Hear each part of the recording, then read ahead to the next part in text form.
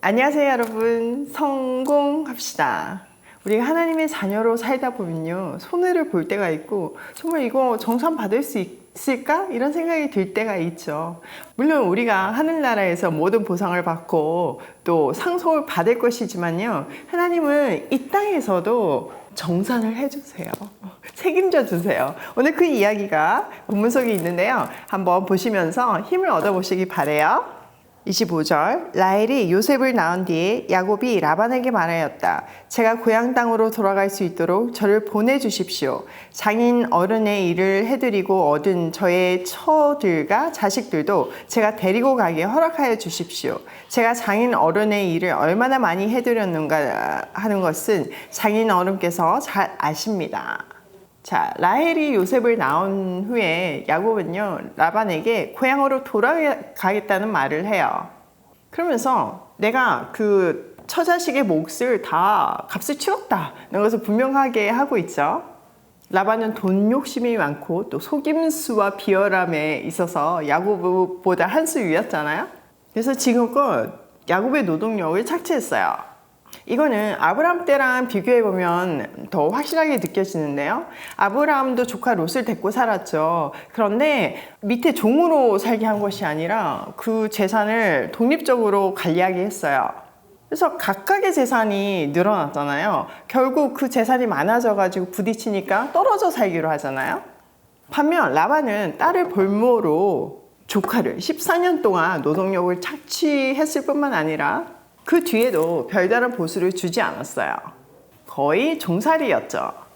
야곱은 자기가 그 삼촌을 위해서 얼마나 열심히 일을 했는지는 삼촌도 인정하실 수밖에 없다, 이렇게 말해요. 자, 27절. 라반이 그에게 말하였다. 자네가 나를 좋아하면 여기에 머물러 있기를 바라네. 주님께서 자네를 보시고 나에게 복을 주신 것을 내가 점을 쳐보고서 알았네. 라반은 또 덧붙였다. 자네의 품삯은 자네가 정하는 그대로 주겠네. 라반은요, 야곱이 간다는 것을 쉽게 허락할 수가 없었어요. 왜냐하면 엄청난 노동력을 내보내는 거니까 경제적인 큰 손실이었죠. 게다가 그는 점을 쳐보고 자신에게 주어진 부가 하나님께서 야곱에게 주신 것이라는 것을 알았어요. 그러니 더 내보내기가 어렵죠. 그렇지만 한 번 더 머물라고 권유를 하면서도 원하는 품삯을 정하라고 해요. 원래 율법에 보면요, 종이 사유인이 될 때 한몫 챙겨주거든요. 그런데 이 삼촌이 돼가지고 그것도 아까워가지고 지금 머리를 쓰고 있는 거죠. 정말 라반은 너무나 인색하고 나쁜 사람이었어요. 자, 29절.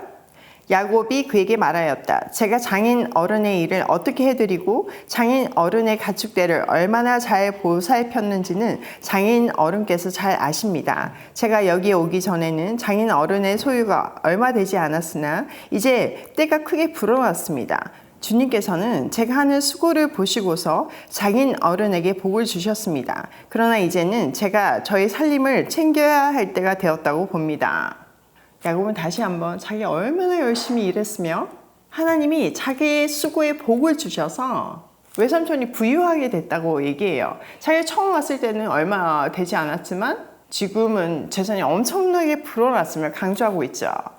그리고 이제는 자기도 자기 살림을 챙길 때라고 말해요. 이 부분은 사실 라반도 인정할 수밖에 없는 부분이었어요. 자, 31절. 라반이 물었다. 그러면 내가 자네에게 무엇을 주면 좋겠는가? 야곱이 대답하였다. 무엇을 달라는 것이 아닙니다. 다만 저에게 한 가지 일만 허락하여 주시면 제가 장인 어른의 가축대를 계속 먹이고 돌보겠습니다. 오늘 제가 장인 어른의 가축대 사이로 두루 다니면서 모든 양떼에서 얼룩진 것들과 점이 있는 것과 모든 검은 새끼 양을 가려내고 염소떼에서도 점이 있는 것들과 얼룩진 것들을 가려낼 터이니 그것들을 저에게 삭수로 주십시오. 제가 정직하다는 것은 훗날 장인 어른께서 저에게 삭수로 주신 가축대를 확인하여 보실 때에 증명될 것입니다. 제가 가진 것 가운데서 얼룩지지 않은 양이나 점이 없는 양이 있든지 검은색이 아닌 새끼 양이 있으면 그것들은 모두 제가 훔친 것이 될 것입니다. 라반이 말하였다. 그러세 자네가 말한 대로 하겠네. 계약이 성사되었어요. 야곱도 라반을 지금 겪을 대로 겪어봤잖아요. 그러니까 한몫 챙긴다는 것이 거의 불가능하다는 사실을 알았을 거예요. 그래서 아주 흡족한 제안을 하는 거예요. 자기가 가축대를 계속 돌볼 테니까 그 중에서 얼룩진 것, 검은 새끼 양은 자기 몫이 될 거래요. 또 그게 의심스러우면 정기적으로 검사를 해도 된다고 허락하고 있어요. 라반은 아마 그 순간 속으로 즐거운 비명을 질렀을 거예요. 그 숫자가 진짜 아주 얼마 되지 않거든요. 당시 목자들에게 품삯으로 주는 거는요, 새로 태어난 짐승의 10%나 한 20% 정도를 줬어요. 근데 고대 근동 지역의 양은 대체로 하얗고 염소는 까맣거나 갈색이었어요. 그러니까 지금 야곱이 말하고 있는 점박이나 아롱진거나 검은 새끼 양은 아주 드문 케이스인 거죠. 확률적으로요. 그러니까 뭐 10% 미만이니까 너무 좋은 딜이라고 생각했던 거예요.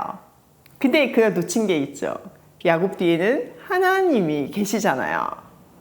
자, 35절.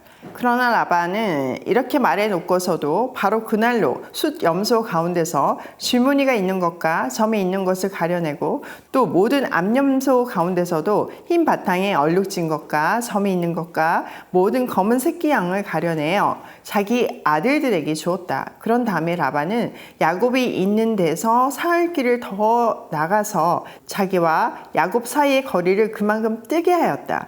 야곱은 라반의 나머지 양떼를 쳤다. 라반은요 아주 흡족한 협상을 했지만요, 근데 그것도 아까운 거예요.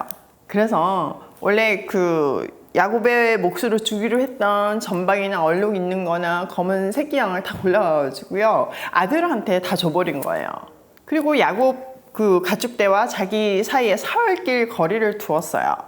혹시나 교배되지 않도록 아주 그냥 안전장치를 해놓은 거죠. 여러분 이 상황 한번 생각해 보세요. 지금 남은 양들은 다 완전 순전한 색깔의 양들이에요. 그런 데서 얼룩진 게 나올 수 있을까요? 절대 나올 수 없는 거죠. 게다가 그런 얼룩진 거는 다 가려서 골라냈잖아요. 그리고 사흘 길이 떨어져 있어요. 그 먼 거리를 뭐 왔다 갔다 할 수 있는 것도 아니잖아요.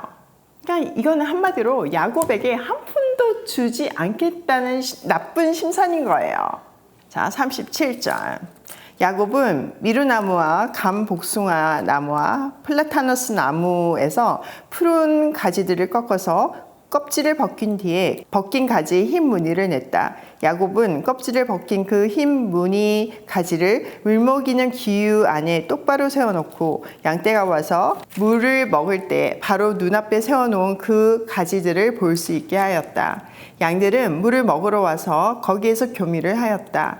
양들은 그 껍질 벗긴 그 나무가지 앞에서 교미를 하고서 줄무늬 있는 거나 얼룩이 지거나 점이 있는 양을 낳았다.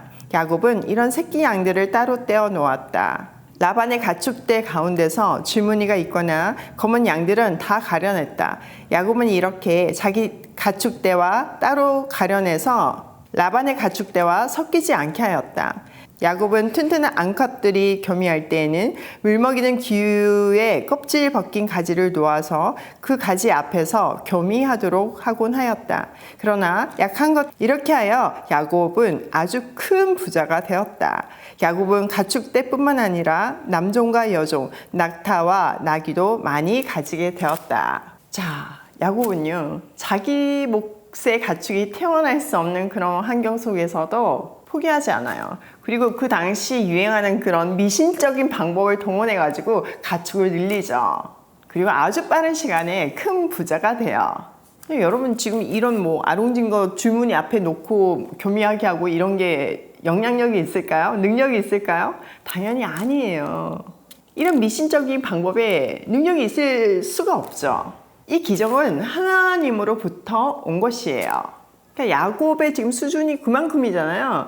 그 눈높이에서 하나님이 눈을 맞춰주시면서 야곱을 또 이끌어 주시는 거야. 하나님이 어떤 분인지를 알려주시고 계신 거죠. 사실 긴 세월을 하나님을 알아왔고 하나님을 조금씩 더 깊이 만나왔어요. 그렇기 때문에 라반이 아무리 방해를 해도 하나님이 자기에게 복 주실 거라는 확신이 있었던 거죠. 그래서 불리한 조건으로 계약을 했어요. 사실 그까지 보면 믿음이 굉장히 많이 성장했죠. 근데 또 이 마지막 순간에 이런 엄한 짓, 미신숭상을 하는 걸 보면 갈 길이 아직도 멀었다는 것을 알 수 있어요. 근데 하나님은 너 정말 소망 없구나 이렇게 혼내시는 것도 아니시고 그냥 더 이상 안 되겠다 그냥 포기하자 이러지도 않으시고 진짜 그 수준에서 그를 이끌어내시고 라반의 올가미에서 건져주세요. 그냥 건져주신 정도가 아니라 지금까지 받지 못한 삭스 한꺼번에 다 챙겨서 갈 수 있도록 준비해 주셨어요. 억울했던 거 한 번에 다 정산받고 있는 거예요.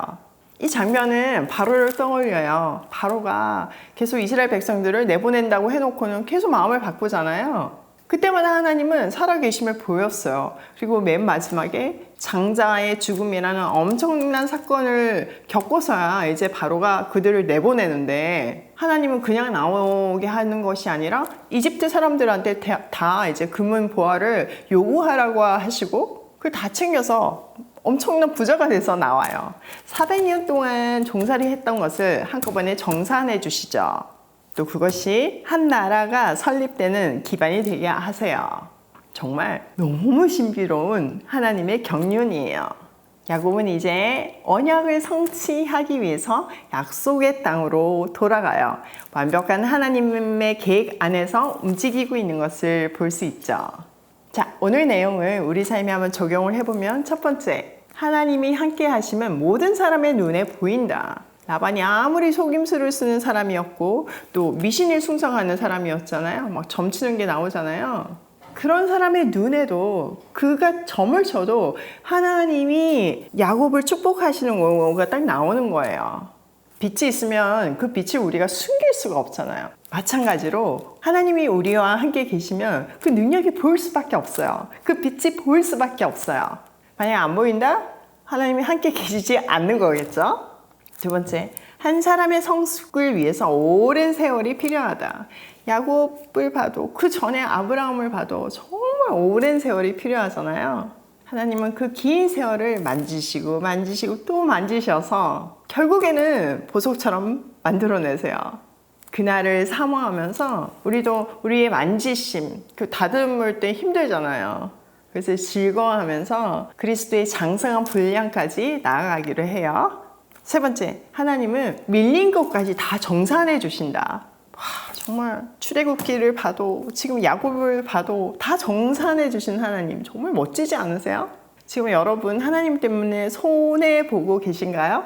걱정하지 마세요. 다 정산해 주세요. 이 땅에서도 정산을 해주시지만요, 나중에 정말 우리에게는 하늘 유업을 받을 그 약속이 보장되어 있잖아요. 그러면 어떤 상황 속에 우리가 있다고 해도 고개를 들 수밖에 없어요. 세상에 줄 수 없는 기쁨으로 춤을 추며 사명 감당할 수밖에 없어요. 원래 연휴 동안에 저도 쉬면서 영상 올리지 않은데 오늘은 이게 중간쯤 멈추니까 좀 마음이 그러기도 하고 명절에 마음이 힘드신 분 많으시잖아요. 그래서 오늘 내용이 여러분에게 힘이 됐으면 하는 마음에 영상 올립니다. 여러분 힘내시고요. 즐거운 명절 되시고 저는 연휴 뒤에 뵙겠습니다. 사랑해요.